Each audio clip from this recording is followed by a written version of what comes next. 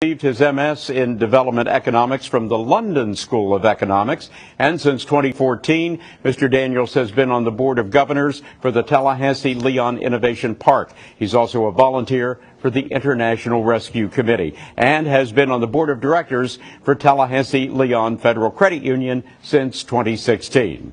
Mr. Dustin Daniels, your 2 minutes begin now. Thank you so much. My name is Dustin Daniels, and I am fighting to be your next mayor. I grew up in a working class family in Central Florida.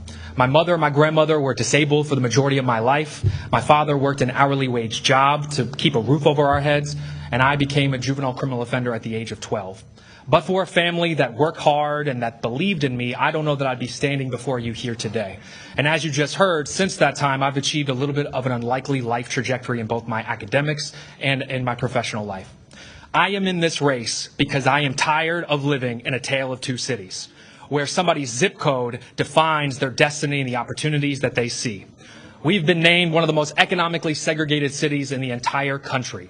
41% of people live either below the poverty line or are living paycheck to paycheck. And we are the #1 crime city in the state of Florida for the 3rd year in a row. We do not need establishment politicians who, quite frankly, have done nothing to address these issues. We need action. I believe that we can build a 21st century city that works for everyone. I believe that we can create economic opportunity not through corporate incentives, but by investing in people through free community college, vocational, and technical training. I believe that we can fight the legacy of Jim Crow by achieving equity in the way that public resources are spent, and also to develop neighborhoods that are 30 or 40 years behind everywhere else.